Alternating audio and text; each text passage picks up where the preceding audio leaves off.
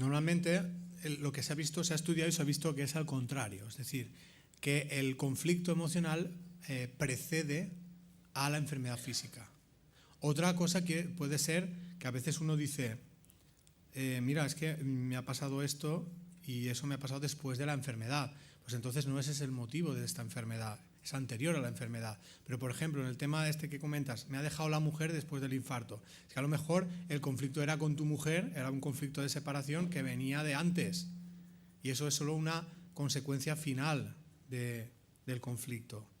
Es decir, que normalmente cuando se habla de una enfermedad se pide que la persona recuerde momentos de su vida anteriores a la aparición de la enfermedad, porque tiene que buscar en esa época. Quiero decir que si una cosa te ha pasado cuando tenías 5 años y la enfermedad te ha venido a los 40, seguramente no tiene que ver con lo de los 5 años, tiene que ver algo que te ha pasado a los 40, aunque sí que es cierto que hay cosas que empiezan con un conflicto ya en la infancia y lo que va ocurriendo es que ese conflicto cada vez se va agravando porque uno no resuelve, y lo que le pasa a los 40 años es la gota que colma el vaso de lo que viene arrastrando desde la infancia. De nada. ¿Sí? Muy buenas. Hola. Yo estoy muy de acuerdo con todo lo que has dicho y como he tenido también experiencias a todo lo que has dicho también, pues estoy muy agradecido por haber escuchado todo y algo más que no has dicho es que puedes tener una enfermedad en esta vida o un accidente y pasar a otra vida de atrás y curarte. Quería una respuesta, pues si lo sabías o... Bueno, yo opino que no puedes retroceder al pasado, es decir, lo que ya ha pasado no lo puedes cambiar, pero sí que puedes venir en el futuro a intentar reparar los problemas del pasado y una situación del pasado volver a sucederte en el futuro y tú ya cambias tu decisión, con lo cual digamos que reparas el daño que hiciste en el pasado. Pero creo que volver al pasado no se puede, pero sí que puedes vivir la misma experiencia nuevamente y cambiar tu decisión para superar esa prueba. Vale. ¿Alguna otra pregunta pregunta? más? Sí. Se ha comentado de las reacciones que tiene en el cuerpo estas situaciones, diríamos, conflictos emocionales y que se refleja en, diríamos, procesos físicos. También puede ocurrir en procesos psíquicos. Sí, sí, sí. Que no se pueda ver y que, por ejemplo, se desencadene una enfermedad psiquiátrica. Sí, sí, sí. De hecho, el doctor Hammer no lo he tocado aquí por resumir, porque hay muchas cosas que nos hemos dejado, pero él habla de la constelación esquizofrénica cuando hay dos conflictos emocionales simultáneos y cada uno de ellos afecta a un hemisferio cerebral. Esa combinación es la que para él causa la enfermedad psiquiátrica. Entonces ahí también habría que identificar cuáles son los conflictos e ir resolviéndolos para que la persona saliera de la constelación esquizofrénica. Es cierto. Y en el caso de las adicciones... Claro, habría que saber cada adicción el motivo por el cual es, ¿no? Habrá personas que puede ser que sea una válvula de escape de algún problema emocional y en ese caso habría que abordar el problema emocional, pero también es cierto que hay personas que caen en la adicción por otros motivos, cuando una persona quiere probar cosas nuevas o por ser aceptada socialmente pues empieza a consumir. Entonces eso no serían casos de adicción por conflicto emocional, pero sí que es cierto que el que bebe para olvidar suele tener un conflicto que quiere olvidar, ¿no? Por eso le piden que pague antes de empezar. Por último, ¿esta charla va a estar colgada en Internet, esta charla, o se puede seguir de alguna manera? En Internet está colgada esta charla en otro lugar. En otro lugar. Ellos la están grabando y supongo que ellos en algún momento la darán a conocer. ¿A través de YouTube o a través del...? Se lo tendrás que preguntar a ellos. Yo las que están grabadas y que hay varios programas de televisión y tal, con entrevistas, están en el blog. Entras al blog y verás vídeos y entonces entras ahí y verás esta charla, la de las leyes espirituales, la de la ley del amor y ellos te pueden responder a lo otro. Sí, esta charla en YouTube la podréis encontrar. Sí, sí que está siendo grabada. Cuando esté el link, pues yo lo pondré también, lo añadiré a los vídeos. Hola, buenas tardes. Hola. Me llamo Agustina, muchas gracias por tu charla, me ha parecido muy interesante. Tengo una curiosidad. Decías que cuando una persona está muy enferma pueden aparecer guías o fallecidos que le empiezan a ayudar. ¿Y qué ocurre cuando morimos de repente? ¿Aparecen esas personas en ese mismo momento? ¿Cómo es? Depende de cada ser, pero en el otro lado siempre hay espíritus dispuestos a ayudarte. Bien es cierto que si es una muerte repentina, no les da tiempo, digamos, a visitarte antes de que hayas dejado el cuerpo. Pero a partir de que dejas el cuerpo, ellos están ahí para ayudarte. Pero muchas veces uno mismo se queda enganchado a la vida material y no quiere admitir su cambio de estado. Entonces está como obnubilado, ¿no? Como en un proceso de turbación y no se da cuenta del estado en el que está y le cuesta ver la ayuda que tiene en aquel lado. Por eso hay veces que hay espíritus, lo que se llama espíritus errantes, suelen ser espíritus que han pasado al otro plano, pero no admiten que están allí y siguen aferrándose, pues, por ejemplo, a los lugares donde vivían, a las personas con las que convivían. Y entonces hay veces que uno de este lado es el que le tiene que decir, oye, que ya no estás aquí, date cuenta que están en el otro lado para ayudarte. Pero sí, todo el mundo recibe ayuda cuando pasa al otro plano. Otra cosa es que la quiera recibir o que se dé cuenta inmediatamente de dónde está. Hay espíritus que les cuesta tiempo en darse cuenta. Gracias. De nada. Sí, hola. Siguiendo un poco con el tema que acaba de comentar la otra persona, cuando una persona fallece, ¿siempre recibe las visitas de sus familiares muertos? Porque Sí. yo, por ejemplo, me pregunto si esas personas igual también ya están reencarnadas o cómo puede ser. A ver, siempre no. Quiero decir que es que esto va a depender de cómo está la persona que desencarna y hasta dónde quiere ver. Pero normalmente siempre recibe ayuda. ¿Y por qué van los seres queridos recién fallecidos? Porque son las personas que uno recuerda. No porque sean los únicos que te van a atender allí. Pero digamos que al recordar a esas personas, esto te da confianza cuando te integras a un plano que en ese momento desconoces porque no tienes el recuerdo, ¿no? Quiero decir que no tiene por qué ser tampoco familiares queridos, pero se hace de esa manera porque son los que te dan confianza para pasar al otro plano. Sí que es cierto también que puede ser que tú vayas y tus seres queridos hayan encarnado. Esto es una cosa que me suelen preguntar mucho, ostras, pero si voy yo y el otro ya ha encarnado, ¿cuándo lo voy a ver? Primero hay que pensar que las encarnaciones no son automáticas. Es decir, que tú no te mueres y vuelves a nacer inmediatamente, pasas un tiempo bastante prolongado en el plano espiritual porque tienes que analizar todo lo que has hecho y tienes que prepararte para las próximas vidas. Y luego hay otra cosa, imaginemos que sí que se ha dado esa situación, que tú vas y tu ser querido ya ha encarnado. Esto no te evita a ti el verlo, porque durante el sueño todos nos desprendemos del cuerpo y pasamos al plano espiritual. Y allí contactamos con esos seres queridos. Por eso a veces recordamos el haber hablado con nuestro padre, nuestra madre, nuestro ser querido fallecido. Eso es un recuerdo vago de una experiencia que es real de contacto. Es decir, que el que se queda allí sí que recuerda el contacto. El que no lo suele recordar es el que está encarnado. Por lo tanto, si tú pasas allí y tu familiar está encarnado, lo verás y tendrás conciencia del contacto. Pero él, cuando vuelva al cuerpo, lo normal es que no recuerde lo que ha vivido, aunque sí que suele reconfortarse con la experiencia vivida. Vale, y una segunda pregunta. Al comentar antes lo de las enfermedades relacionado con lo del sueño, las personas que igual tenían problemas de insomnio, pues debido a preocupaciones o lo que sea, podía acarrear enfermedad. En el caso de personas por exceso de trabajo, en fin, que se duermen menos horas de las necesarias, pero se duermen bien, también puede ser un motivo de no dormir suficiente y puede acarrear también. Si duerme bien y duerme las horas suficientes para su organismo, no tiene por qué. Pero hace falta saber si está durmiendo las horas que necesita o no. Por ejemplo, Si no 5 horas pueden ser muy pocas, ¿no? ¿O no? Depende. Hay personas que 5 horas son pocas y hay personas que tienen suficiente. Eso ya debe ser la persona la que lo valore. Pero si está pasando sueño, no le es suficiente. La persona que pasa todo el día con sueño es porque no está durmiendo lo suficiente. Lo que pasa que sí que es cierto que si las 5 horas las duerme bien, digamos que eso es como un antídoto, ¿no? Para el agotamiento celular, ¿no? Vale. Aquí antes había una mano, cuando podáis. Sí, gracias, eskerrik asko.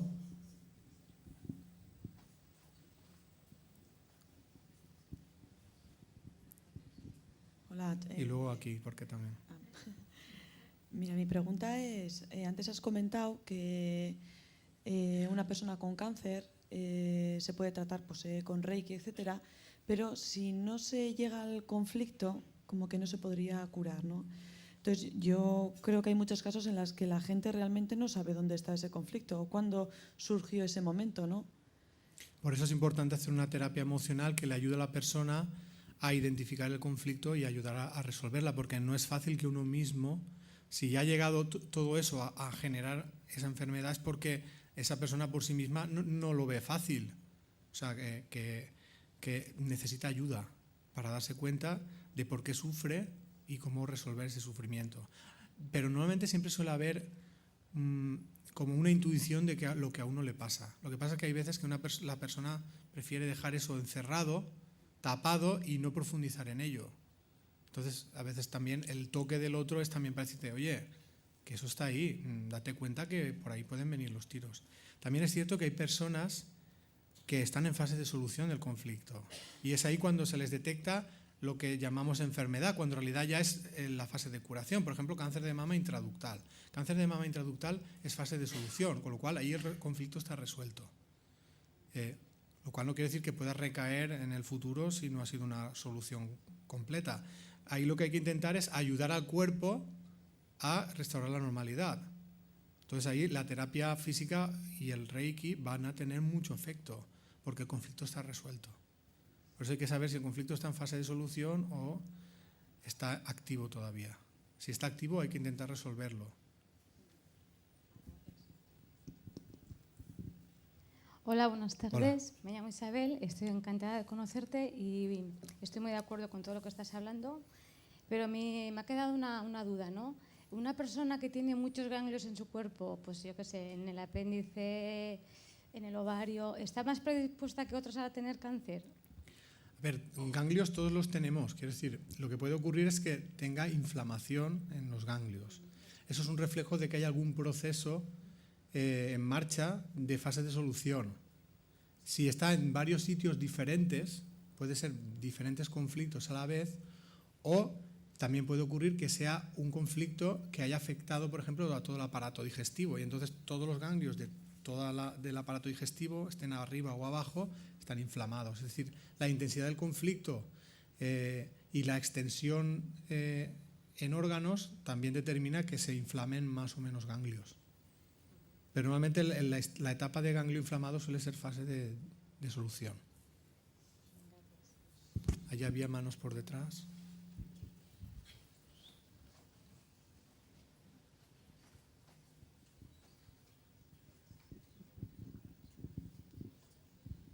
Al hilo del insomnio, se me ocurre una pregunta así un poco.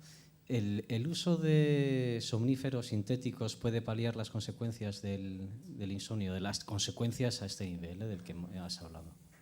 Puede ser temporal, pero no, porque en realidad la persona que duerme con pastillas realmente no duerme lo que necesita. O sea, no sería suficiente. Tendría que... Porque en realidad la persona que duerme solo con pastillas sí que está padeciendo insomnio. Lo que pasa es que tú estás con drogas, estás intentando ocultar ese insomnio. Entonces no puede ser una cosa puntual cuando una persona está mucho tiempo sin dormir, dárselo, pero no, si se vuelve adicta y solo duerme con eso, del cuerpo no descansa lo que necesita para evitar que eso se transforme en una enfermedad física. Y otra pregunta, has hablado sobre cánceres y otras afecciones. ¿Podrías decir algo sobre el Alzheimer? Y muchas gracias. De nada. Bueno, el Alzheimer también tendría un origen emocional. El doctor Hammer diría que eso ocurre cuando una persona quiere olvidar algo de su vida, que puede ser algo traumático que le ha ocurrido y que le ha hecho sufrir mucho, o puede ser algo de lo que su conciencia le dice que actuó muy mal y tiene remordimientos. Es decir, que lo que la persona necesita es olvidar lo que le hizo sufrir. Y lo que el cuerpo hace es interpretar eso y decir, pues vale, pues entonces destruimos el soporte físico de la memoria y así se olvida. Claro, no puede ser tan selectivo como para olvidar solo ese hecho, olvidará lo que ocurrió durante una época. o olvidará, destruirá zonas y entonces habrá, por ejemplo, por eso se recuerda, a lo mejor no recuerdas lo más inmediato y recuerdas algo que te pasó hace 40 años, porque la destrucción de la memoria es selectiva, pero también tiene un origen emocional. Es decir, que también podría haber una terapia emocional para intentar revertir o por lo menos detener el proceso de destrucción. Lo que pasa es que en las personas mayores suele ser muy complicado cuando una persona tiene unos hábitos ya muy metidos porque no llega a comprender de qué va lo que le estás proponiendo. La persona que, por ejemplo, ha sido educada en una mentalidad pues eso, tradicional y tal, le cuesta mucho cambiar los esquemas. Y eso hace que muchas veces no lleguen a resolver nada porque están como en una situación de estancamiento interior. De todas maneras, la enfermedad, la del Alzheimer, a veces es una oportunidad también para que afloren sentimientos que de otra manera no aflorarían. A veces lo que ocurre en el Alzheimer es que la persona se vuelve como un niño y en ese momento expresa sentimientos que en otras épocas nunca le habías visto, ¿no? Una persona mejor que dices, ostras, pues ha tenido el corazón más duro que una piedra, que nunca ha demostrado cariño y mira ahora, te pide un abrazo y tal.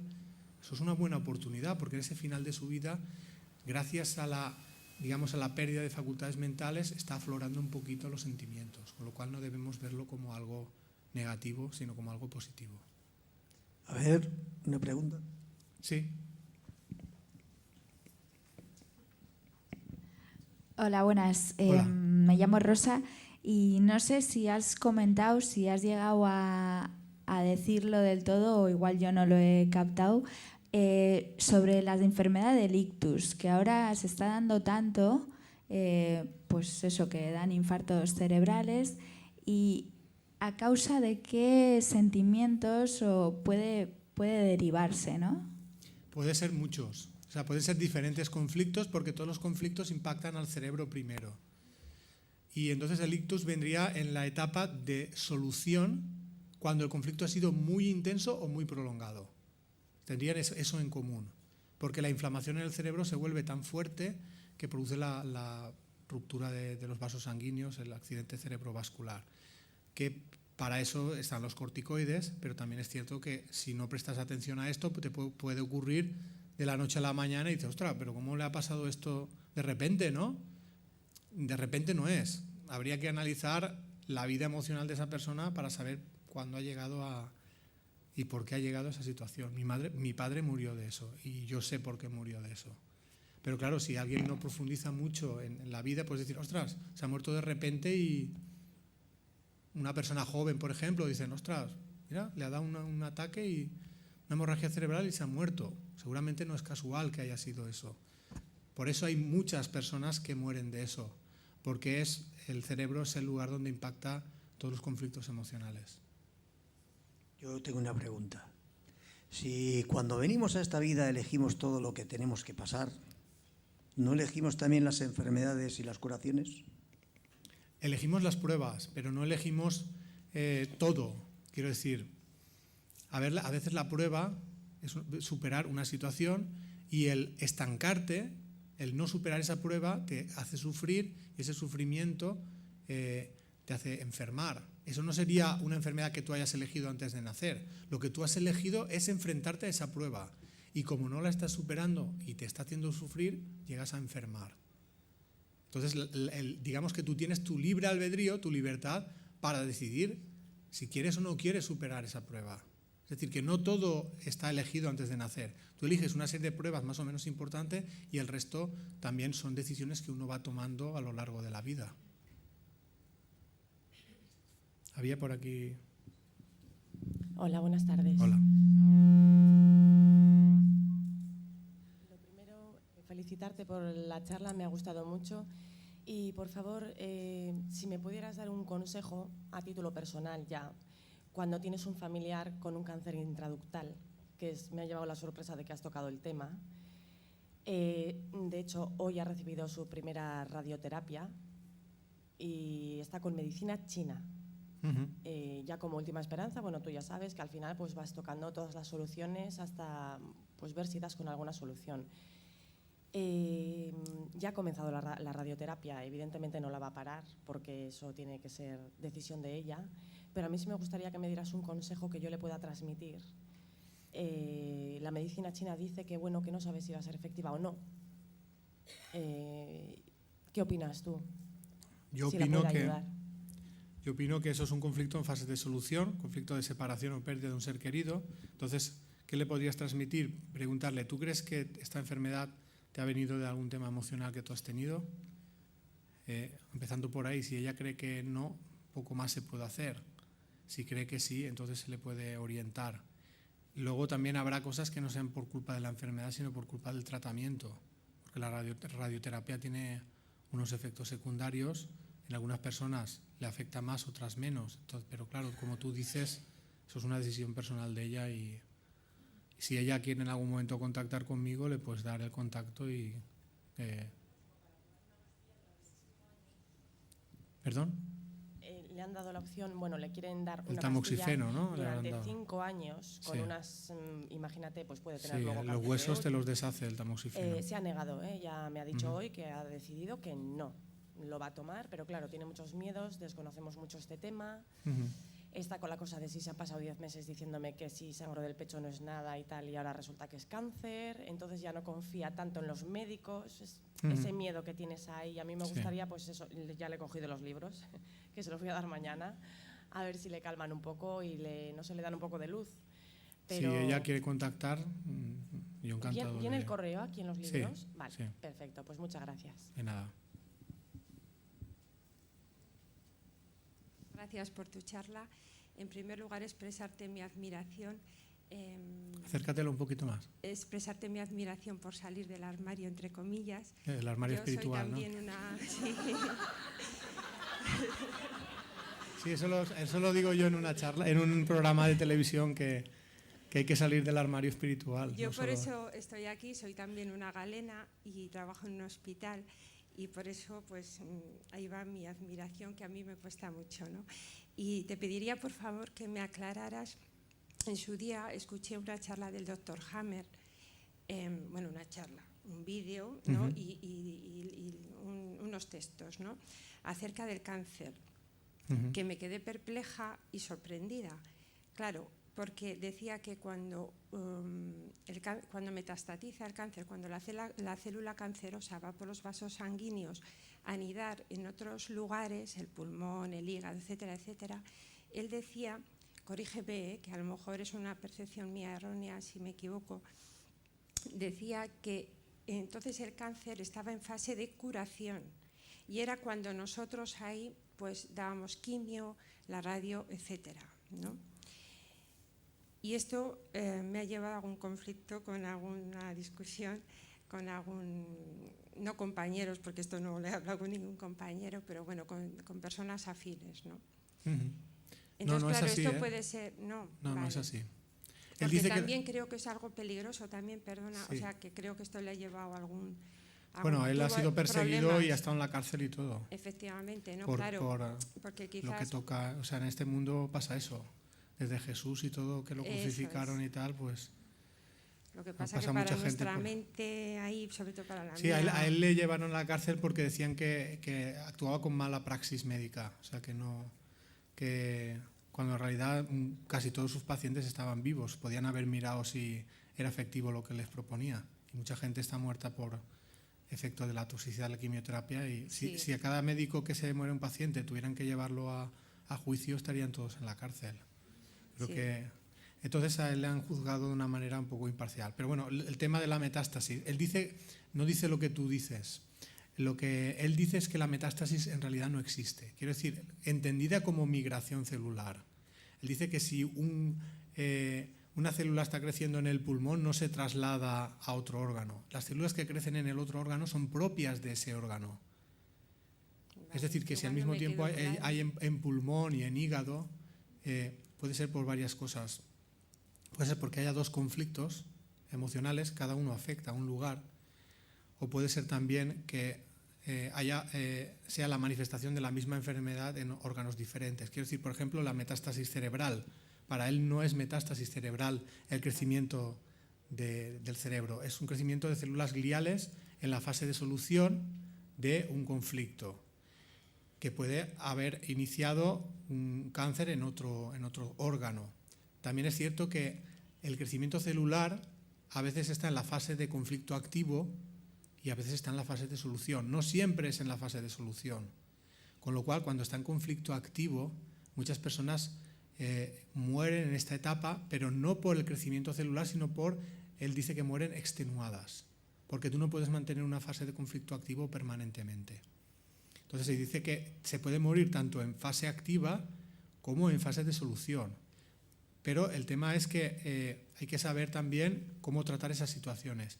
Y luego yo añadiría, y esto ya lo digo por mí mismo, no por lo de Hammer, que es la situación cuando la persona ya está a punto de desencarnar. Y esa desencarnación no ocurre inmediatamente, sino que tarda un tiempo. Cuando eso ocurre, es como que el organismo pierde vitalidad y los órganos, cada órgano por sí mismo activa sus programas biológicos de emergencia, con lo cual cada órgano activa el programa de supervivencia que le es propio.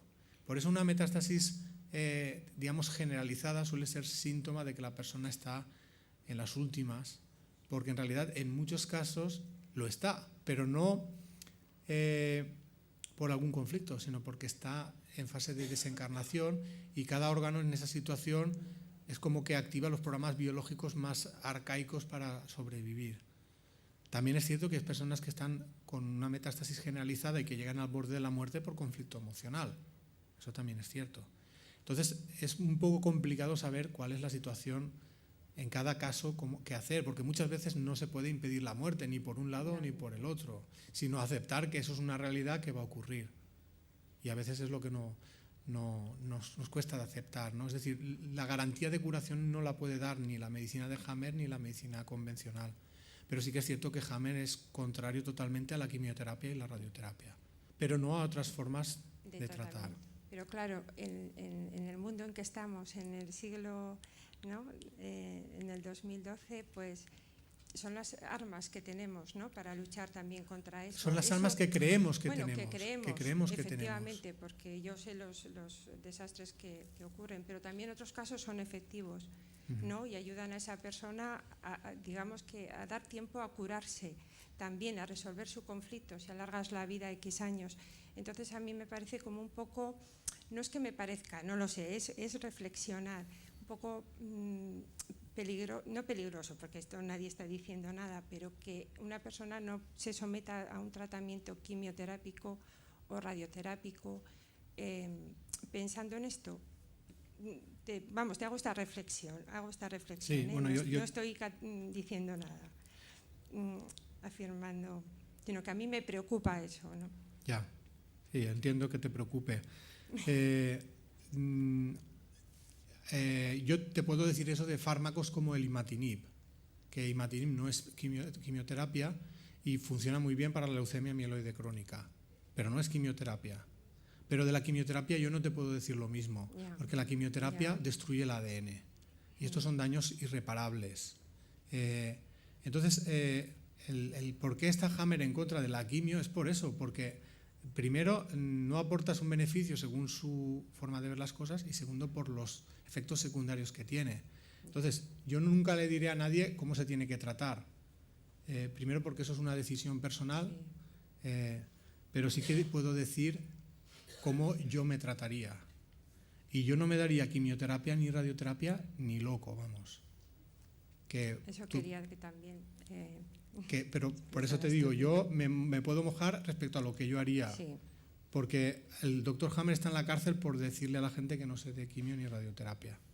Yo eso no lo puedo decir, primero porque yo no soy médico y no le puedo decir a nadie qué tratamiento se tiene que dar, si no me dirán que estoy metiéndome en una cosa que no me corresponde, y luego que yo digo lo que yo haría para mí mismo y expongo lo que para mí es. Luego cada uno que haga con esa información lo que considere más oportuno. Pero sí que es cierto que yo me estoy exponiendo diciendo todo esto. Porque, claro, no vas a favor de... Es lo que crees. Sí. Pero también entiendo que los descubrimientos actuales avalan bastante lo que estoy diciendo. Sobre todo en el tema de la epigenética y en los genes del ciclo circadiano. Y eso nos debería dar poco, aunque uno siga pensando que se tiene que tratar con quimio, nos debería hacernos pensar sobre que si el cáncer es como lo hemos creído que era o es una cosa diferente. Porque las evidencias dicen que ahora no es lo que antes nos creíamos que era la absoluta verdad, ahora no lo es. Como han cambiado otras cosas. Hace 50 años a los pacientes psiquiátricos les hacían la lobotomía y lo consideraban normal. Y ahora nos parecería una aberración. Pues creo que con la quimioterapia, espero que dentro de unos 20 años nos ocurra lo mismo, que lo veamos como una aberración, porque hayamos entendido qué es la enfermedad del cáncer y hayamos cambiado nuestra forma de tratarlo. Sí que es cierto que ahora los fármacos tienden a abandonar la quimioterapia y a ser más selectivos en lo que hacen, ¿no?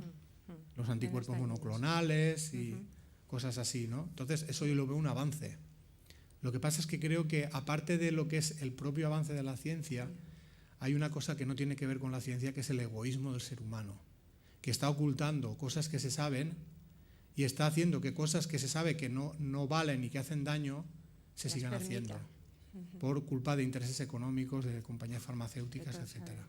Eso sí que es triste, porque yo puedo comprender que una persona, por su coherencia de lo que ella cree de cómo se tiene que tratar, aconseje ciertos tratamientos. Si esa persona se daría a sí misma lo mismo, yo eso lo veo coherente.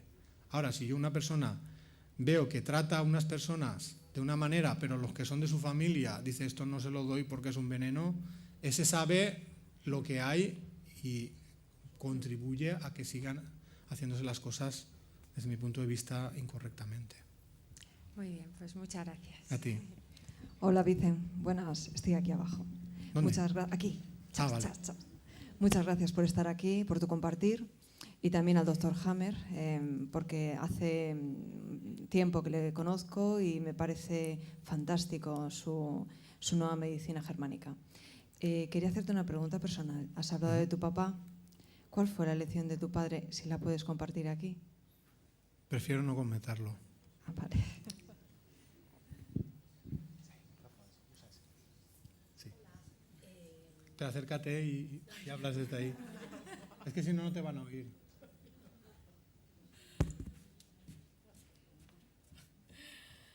Hola, buenas. Hola. Quería saber, el doctor Hammer, sobre las enfermedades genéticas, ¿qué relación con el estado emocional puede tener? Bueno, como he comentado antes, las enfermedades congénitas no estarían explicadas por la medicina germánica, lo cual no quiere decir que todas las enfermedades genéticas sean congénitas, porque en realidad las alteraciones genéticas están en las células cancerosas, eso es innegable. Pero el doctor Hammer dirá que ese no es el principio de la enfermedad. Él te dirá que eso es una etapa intermedia, es decir, que los genes están alterados, pero no es la primera causa de la enfermedad. Entonces, una enfermedad que tiene alteraciones genéticas puede ser de origen emocional o puede no serlo.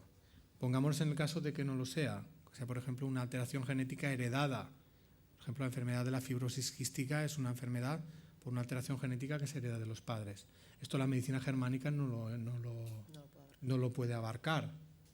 Él diría que eso es una enfermedad por una alteración genética y que ahí no hay conflicto emocional. Por lo tanto, lo que tienes que intentar es paliar las consecuencias de esa enfermedad. Es decir, que no todo se puede tratar cambiando a nivel emocional. Y, por supuesto, eso quiere decir que hay muchas cosas que hay que tratarlas farmacológicamente. Y cuando una persona tiene síntomas por una deficiencia física, hay que darle lo que necesite y a veces solo se podrá paliar la enfermedad y no curarla. Y los avances que han salido ahora pues sobre los genes que están dormidos, que algunos se despiertan y esos, ¿no?, son como que son comunes en muchos cánceres, ¿no? Se han descubierto ahora. ¿Y eso también tendría que ver algo con el estado emocional? Para mí sí. El estrés, yo qué sé, no sé. Sí, eso, Porque a ver. ¿De qué forma puede afectar el estado emocional al ADN? En realidad, que sean genes dormidos que se despiertan es como una simplificación, ¿no? En realidad, esos genes están en todo el mundo y en algunas células, cuando tienen una determinada actividad, también esos genes están funcionando, se expresan normalmente. Pero sí que se ha visto que en las células cancerosas hay ciertos genes, digamos, que se expresan con mayor intensidad, ¿no? Y eso es lo que hace que la célula crezca rápidamente. Entonces, esos genes también se está viendo que a nivel emocional, lo que nos pasa a nivel emocional repercute en que esos genes se estén expresando. Y eso ocurre a través de la epigenética. La epigenética, que es un poco complejo este tema, más o menos lo que viene a decir es que existe un control de los interruptores, de si los genes están enchufados o están desenchufados. Y se ha visto que en las células cancerosas hay muchos que en las normales están desenchufados, que en esas están enchufados. Pues eso se sabe que está controlado, por ejemplo, a nivel de trastornos emocionales, se ve que eso puede cambiar el estado de los enchufes, es decir, que estén enchufados o desenchufados a nivel genético. Eso también se ha visto que el insomnio prolongado enchufa y desenchufa esos interruptores y que en las células cancerosas eso está cambiado. Entonces, viene a ser como una confirmación de que el estado emocional, cuando repercute, por ejemplo, en el insomnio, cuando provoca traumas muy fuertes, cambia el estado de activación de los genes y por eso predispone a enfermedades. Muchas A ver, gracias. una pregunta. Sí. Buenas. Hola. Hola, soy Amaya y bueno, muchísimas gracias por tu conferencia, es muy bonita. Yo quería expresar una experiencia que hemos vivido. Nuestra hija se quedó embarazada y en la primera ecografía, a las 12 semanas, a nuestro nieto le detectaron un higroma quístico, el del grado máximo.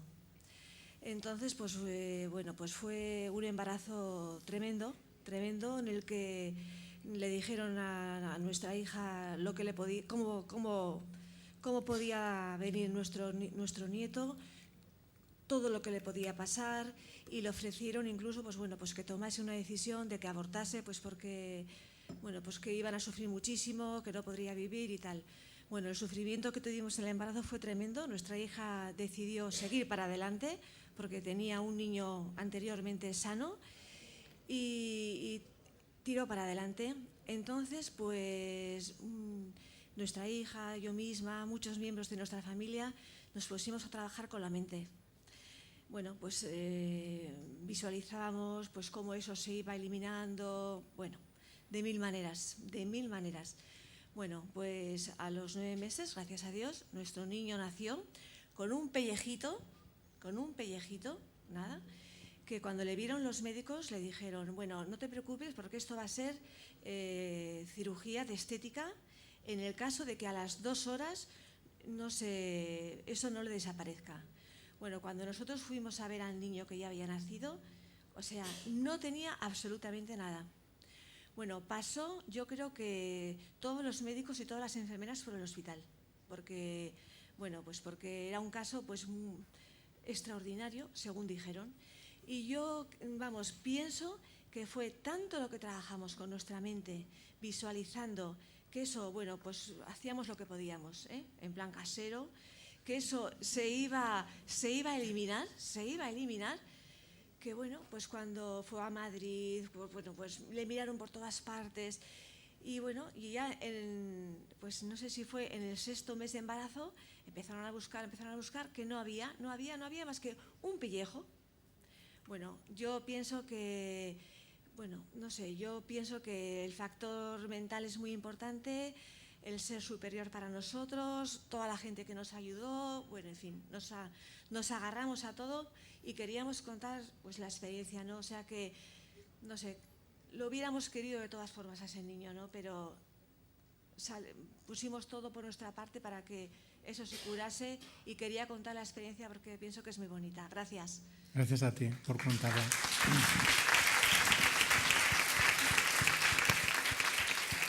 Y comparto todo lo que habéis hecho. Quiero decir que yo hubiera hecho lo mismo. Y sobre todo porque ya he conocido varios casos donde a las madres les decían que era mejor que abortara y tal porque no había nada que hacer y tal, y que lo han salido los niños y además han salido sanos. Creo que a veces uno va más allá de lo que conoce y lo que hace es proyectar. Tú no puedes asegurar nada. Tú puedes decir que tú has detectado algo y que no sabes qué puede pasar con ese algo, pero proyectar, como a veces se hace, creo que es un poco pasarse de la raya, ¿no? Porque muchas veces hay un desconocimiento de lo que puede pasar, tanto en el tema de los hijos, con el tema del cáncer. A veces yo he conocido personas que me han dicho, no, a mí me daban 20 días de vida y cosas así, ya han pasado 20 años. Pero yo dije, bueno, pues si me has dado 20 días, pues no quiero pasármelos aquí en el hospital dándome quimio. Pues cuando me tenga que morir me muero y ya está, y no se murieron. O sea, que quiero decir que es una cosa que ha ocurrido bastante. Por eso yo soy muy partidario siempre de eso, de la vida, ¿no? Y yo soy contrario al aborto, ni en los casos donde hay alteraciones genéticas, porque si ese ser tiene que venir al mundo es por algo. No creo que tengamos derecho a impedirle, ¿no?, que nazca porque no esté perfectamente sano, ¿no? Porque si a cada niño que viene al mundo, por los problemas que puede tener, hubiera que cortarle la vida, no nacería nadie, te lo puedo asegurar. Sobre todo, mi mujer nos lo ha dicho, muchísimo amor a ese niño. Es decir, viniera como viniera, le íbamos a querer mucho. Pues me parece fenomenal porque... Eso yo creo que funciona. Sí, sí, totalmente. También es cierto que hay veces que uno elige eso y aunque los demás puedan querer que no venga así, puede venir con ese problema, pero que es una elección personal y los padres también eligen traer a ese niño en esas circunstancias.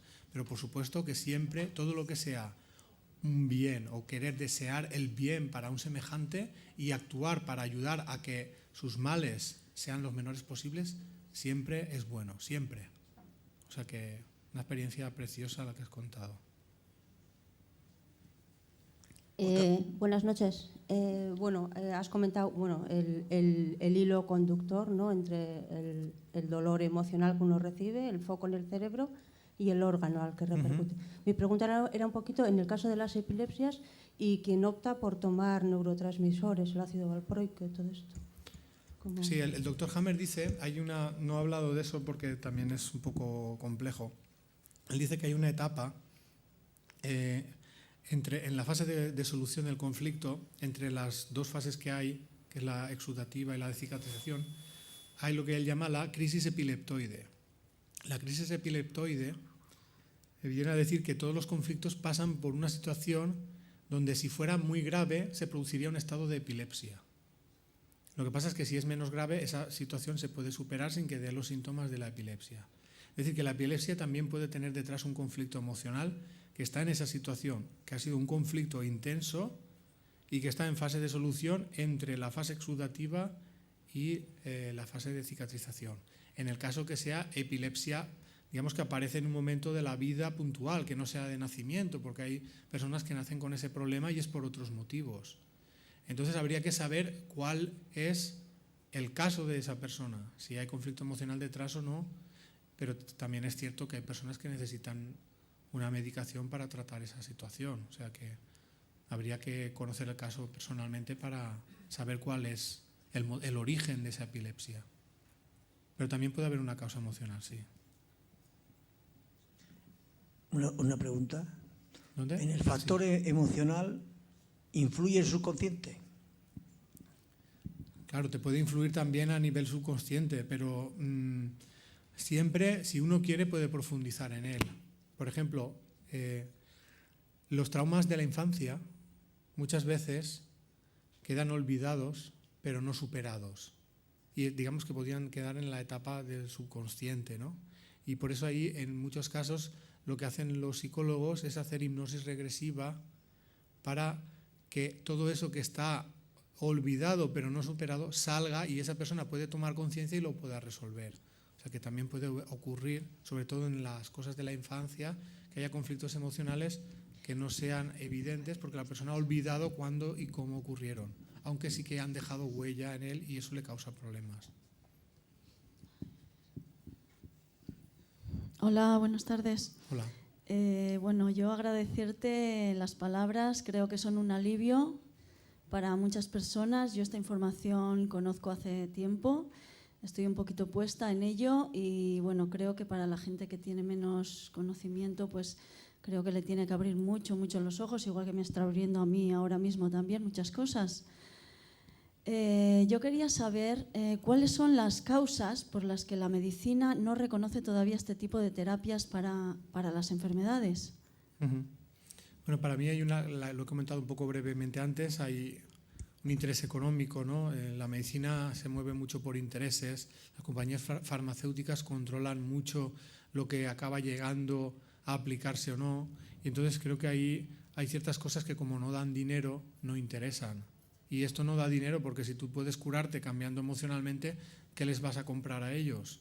Entonces las farmacéuticas tienden a querer buscar cronificar las enfermedades, porque cronificarla es asegurarte un consumidor de por vida. Entonces todo lo que sean cosas que sean para un momento y luego ya no las gastes, pues no les interesa, ¿no? Entonces creo que por una parte está eso. Luego, por otra parte, está el tema de que en todas las épocas de la historia ha pasado que el que ha sido el pionero en algo se ha llevado los palos de la incomprensión de la gente de su época que no tenía una mentalidad suficientemente abierta.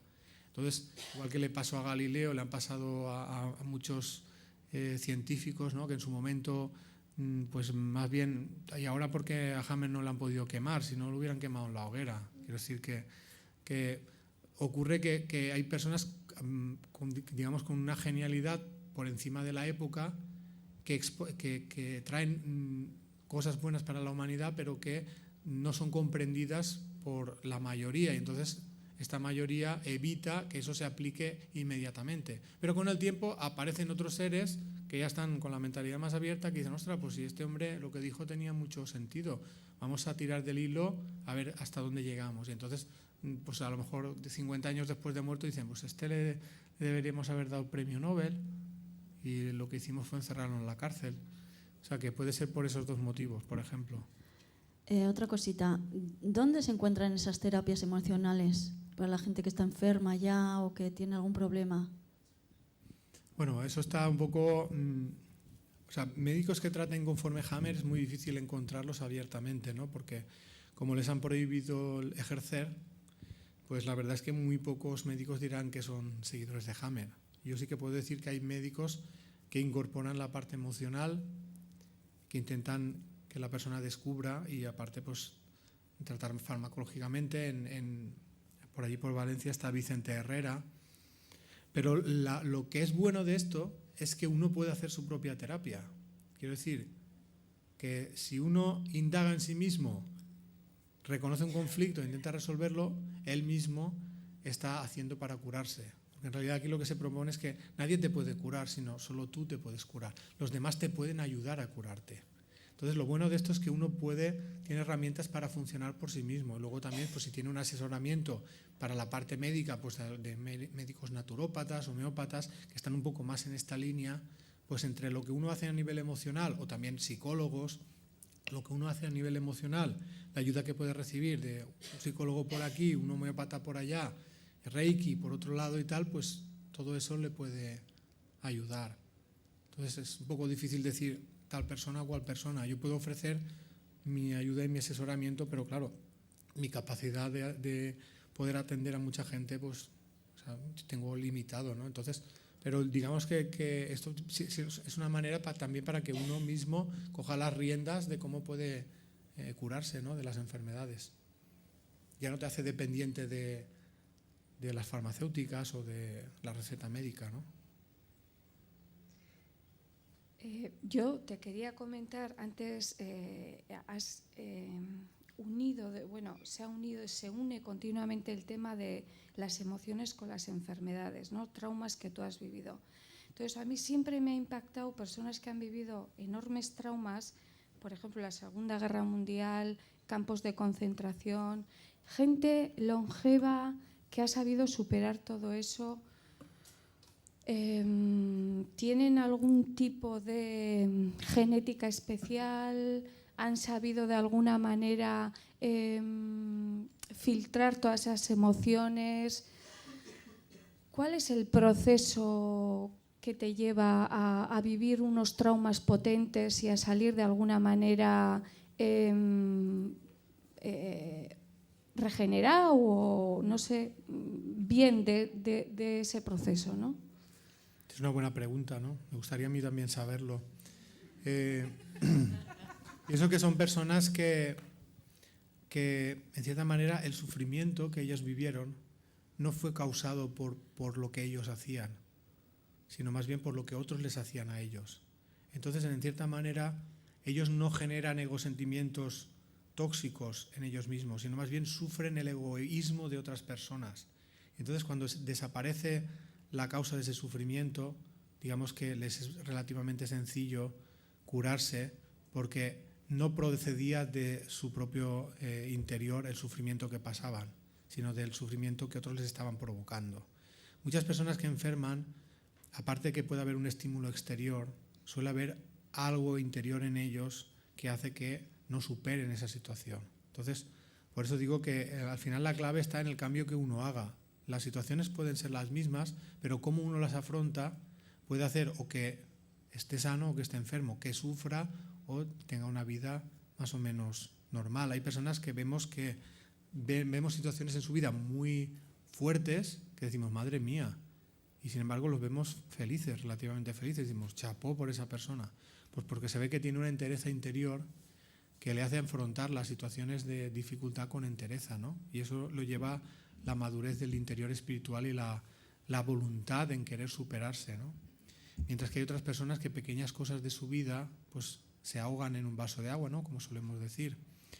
Entonces eso es porque a veces también el interior está poco preparado o, digamos, es perezoso a la hora de querer superar ciertas cosas, ¿no? Puede haber muchos motivos.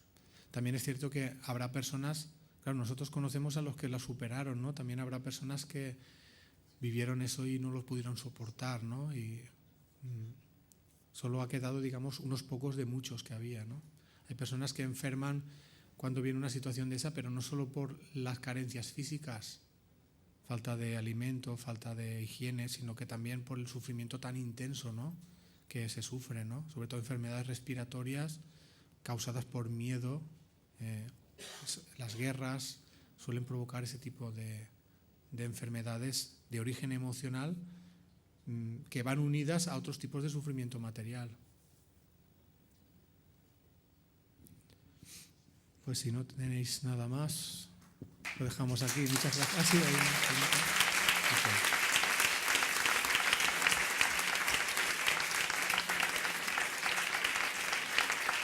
Gracias.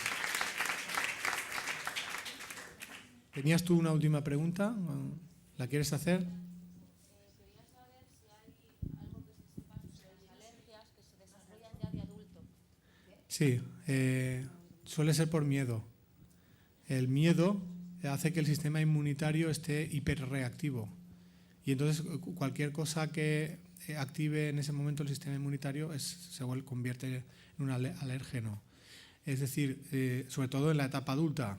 Entonces, habría que ver cuándo empezó la alergia, cómo estaba esa persona antes de la alergia, y a veces lo que ocurre es que lo que provoca la alergia es algo físico que estaba en el lugar donde ocurrió el trauma emocional, el trauma psicológico, porque el cuerpo asocia la presencia de ese agente con lo que ha vivido psicológicamente. Entonces se identifica el alérgeno con